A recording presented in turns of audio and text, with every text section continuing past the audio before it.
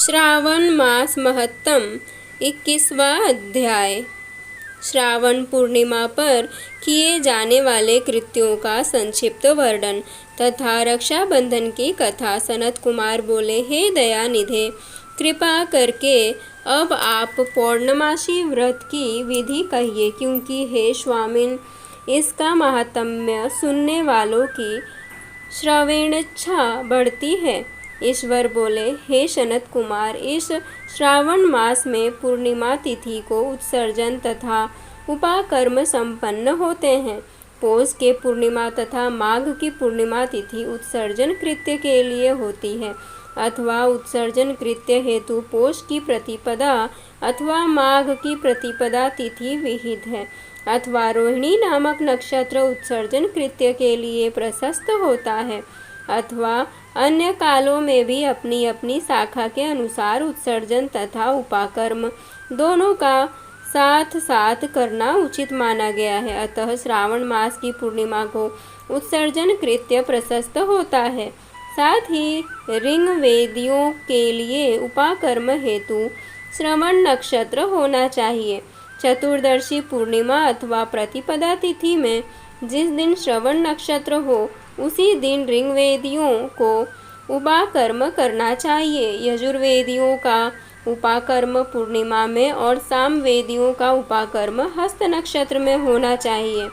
शुक्र तथा गुरु के अस्त काल में भी सुखपूर्वक उपाकर्म करना चाहिए, किंतु इस काल में इसका प्रारंभ पहले नहीं होना चाहिए, ऐसा शास्त्रविदों का मानना है।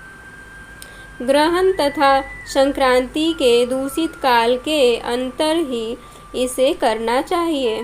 हस्त नक्षत्र युक्त पंचमी तिथि में अथवा भाद्रपद पूर्णिमा तिथि में उपाकर्म करें। अपने अपने गुहासूत्र के अनुसार उत्सर्जन तथा उपाकर्म करें। अधिक मास आने पर इसे शुद्ध मास में करना चाहिए। ये दोनों कर्म आवश्यक है, अतः प्रत्येक वर्ष इन्हें नियम पूर्वक करना चाहिए। उपाकर्म की समाप्ति पर द्विजातियों के विद्यमान रहने पर स्त्रियों को सभा में सभादीप निवेदन करना चाहिए। उस दीपक को आचार्य ग्रहण करें या किसी अन्य ब्राह्मण को प्रदान कर दें। दीप की विधि इस प्रकार है। स्वर्ण, चांदी अथवा तांबे के पात्र में शेर भर गेहूं भरकर गेहूं के आटे का दीपक बनाकर उसमें उस दीपक को जलाएं। वह दीपक घी से अथवा तेल से भरा हो और 3 बत्तियों से युक्त हो। दक्षिणा तथा तांबूल सहित उस दीपक को ब्राह्मण को अर्पण कर दें। दीपक की तथा विप्र की विधिवत पूजा करके निम्न मंत्र बोलें। सदक्षिणः सतांबूलः सभादीपोऽयमुत्तमः अर्पितो देवदेवेश्य मम सन्तु मनोरथा। दक्षिणा तथा तांबूल से युक्त यह उत्तम सभादीप मैंने देवदेव को निवेदित किया है। मेरे मनोरथ अब पूर्ण हो। सभादीप प्रदान करने से पुत्र पौत्र आदि से युक्त कुल उज्ज्वलता को प्राप्त होता है और यश के साथ निरंतर बढ़ता है। इसे करने वाली स्त्री दूसरे जन्म में देवांगनाओं के समान रूप प्राप्त करती है। वह स्त्री सौभाग्यवती हो जाती है और अपने पति की अत्यधिक प्रिय पात्र हो जाती है। इस प्रकार 5 वर्ष तक इसे करने के पश्चात उद्यापन करना चाहिए और अपने सामर्थ्य के अनुसार भक्ति पूर्वक दक्षिणा देनी चाहिए। हे सनत कुमार, यह मैंने आपसे सभादीप का शुभ महात्म्य कह दिया। उसी रात्रि में श्रवणाकर्म का करना बताया गया है। उसके बाद वहीं पर सर्प बलि की जाती है। अपना अपना गुहासूत्र देखकर ये दोनों ही कृत्य करने चाहिए। हयग्रीव का अवतार उसी तिथि में कहा गया है, अतः इस तिथि पर हयग्रीव जयंती का महोत्सव मनाना चाहिए। उनकी उपासना करने वालों के लिए यह उत्सव नित्य करना बताया गया है। श्रावण पूर्णिमा के दिन श्रवण नक्षत्र में भगवान श्री हरि हयग्रीव के रूप में प्रकट हुए और सर्वप्रथम उन्होंने सभी पापों का नाश करने वाले सामवेद का गान किया। इन्होंने सिंधु और वितस्ता नदियों के संगम स्थान में श्रवण नक्षत्र में जन्म लिया था। अतः श्रावणी के दिन वहाँ स्नान करना सभी मनोरथों को पूर्ण करने वाला होता है। उस दिन वहाँ श्रांग धनुष चक्र तथा गदा धारण करने वाले भगवान विष्णु की विधिवत पूजा करें। इसके बाद सामगान का श्रवण करें, ब्राह्मणों की हर प्रकार से पूजा करें और अपने बंधु बांधवों के साथ वहाँ क्रीड़ा करें तथा भोजन करें। स्त्रियों को चाहिए कि उत्तम पति प्राप्त करने के उद्देश्य से जल क्रीड़ा करें। उस दिन अपने अपने देश में तथा घर में इस महोत्सव को मनाना चाहिए तथा हयग्रीव की पूजा करनी चाहिए और उनके मंत्र का जप करना चाहिए। यह मंत्र इस प्रकार से है: आदि में प्रणव, उसके बाद नमः शब्द लगाकर बाद में भगवते धर्माय जोड़कर उसके भी बाद आत्मविशोधन शब्द की चतुर्थी विभक्ति आत्मविशोधनाय लगानी चाहिए। पुनः अंत में नमः शब्द प्रयुक्त करने से 18 अक्षरों वाला ओम नमो भगवते धर्माय आत्मविशोधनाय नमः मंत्र बनता है। यह मंत्र सभी सिद्धियां प्रदान करने वाला और 6 प्रयोगों को सिद्ध करने वाला है।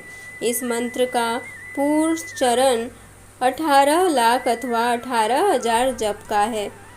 कलयुग में इसका पुरुषचरण इससे भी 4 गुना जप से होना चाहिए। इस प्रकार करने पर हयग्रीव प्रसन्न होकर उत्तम वांछित फल प्रदान करते हैं। इसी पूर्णिमा के दिन रक्षाबंधन मनाया जाता है, जो सभी रोगों को दूर करने वाला तथा सभी अशुभों का नाश करने वाला है। हे मुनि श्रेष्ठ, इसी प्रसंग में एक प्राचीन इतिहास सुनिए। इंद्र की विजय प्राप्ति के लिए इंद्राणी ने जो किया था उसे मैं बता रहा हूँ। पूर्व काल में 12 वर्षों तक देवासुर संग्राम होता रहा। तब इंद्र को थका हुआ देखकर देवी इंद्राणी ने उन सुरेंद्र से कहा, हे देव, आज चतुर्दशी का दिन है, प्रातः होने पर सब ठीक हो जाएगा। मैं रक्षाबंधन अनुष्ठान करूंगी, उससे आप अजय हो जाएंगे। और तब ऐसा कहकर इंद्राणी ने पूर्णमासी के दिन मंगल कार्य संपन्न करके इंद्र के दाहिने हाथ में आनंददायक रक्षा बांध दी। उसके बाद ब्राह्मणों के द्वारा स्वस्त्ययन किए गए तथा रक्षाबंधन से युक्त इंद्र ने दानव सेना पर आक्रमण किया और क्षण भर में उसे जीत लिया। इस प्रकार विजयी होकर इंद्र तीनों लोकों में पुनः प्रतापवान हो गए। हे मुनीश्वर, मैंने आपसे रक्षाबंधन के इस प्रभाव का वर्णन कर दिया, जो कि विजय प्रदान करने वाला, सुख देने वाला और पुत्र, आरोग्य तथा धन प्रदान करने वाला है। सनत कुमार बोले, हे देव श्रेष्ठ, यह रक्षाबंधन किस विधि से, किस तिथि में तथा कब किया जाता है? हे देव, कृपा करके इसे बताएं। हे भगवान, जैसे जैसे आप अद्भुत बातें बताते जा रहे हैं, वैसे वैसे अनेक अर्थों से युक्त कथाओं को सुनते हुए मेरी तृप्ति नहीं हो रही है। ईश्वर बोले, बुद्धिमान मनुष्य को चाहिए कि श्रावण का महीना आने पर पूर्णिमा तिथि को सूर्योदय के समय श्रुति स्मृति के विधान से स्नान करे। इसके बाद संध्या जप आदि करके देवताओं, ऋषियों तथा पितरों का तर्पण करने के बाद स्वर्णमय पात्र में बनाई गई स्वर्ण सूत्रों से बंधी हुई मुक्ता आदि से विभूषित विचित्र तथा स्वच्छ रेशमी तंतुओं से निर्मित विचित्र ग्रंथियों से सुशोभित पदगुच्छों से अलंकृत और सशर्प तथा अक्षतों से गर्भित एक अत्यंत मनोहर रक्षा अथवा राखी बनाए। इसके बाद कलश स्थापन करके उसके ऊपर पूर्ण पात्र रखे और पुनः उस पर रक्षा को स्थापित कर दे। उसके बाद रम्य आसन पर बैठकर सुहज्जनों के साथ वारांगनाओं के नृत्यगान आदि तथा क्रीड़ा मंगल कृत्य में संलग्न रहे। इसके बाद यह मंत्र पढ़कर पुरोहित रक्षाबंधन करे। एन बद्धो बलि राजा दानवेन्द्रो महाबलः तेन त्वामन बद्धनामि रक्षे माचल माचल। जिस बंधन से महान बल से संपन्न दानवों के पति राजा बलि बांधे गए थे, उसी से मैं आपको बांधता हूँ। हे रक्षे, चलायमान मत हो। ब्राह्मणों, क्षत्रियों, वैश्यों, शूद्रों तथा अन्य मनुष्यों को चाहिए कि यत्नपूर्वक ब्राह्मणों की पूजा करके रक्षाबंधन करे।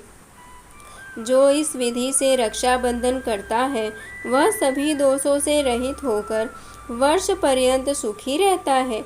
विधान को जानने वाला जो मनुष्य शुद्ध श्रावण मास में इस रक्षाबंधन अनुष्ठान को करता है वह पुत्रों, पौत्र तथा सुहृजनों के सहित 1 वर्ष भर अत्यंत सुख से रहता है।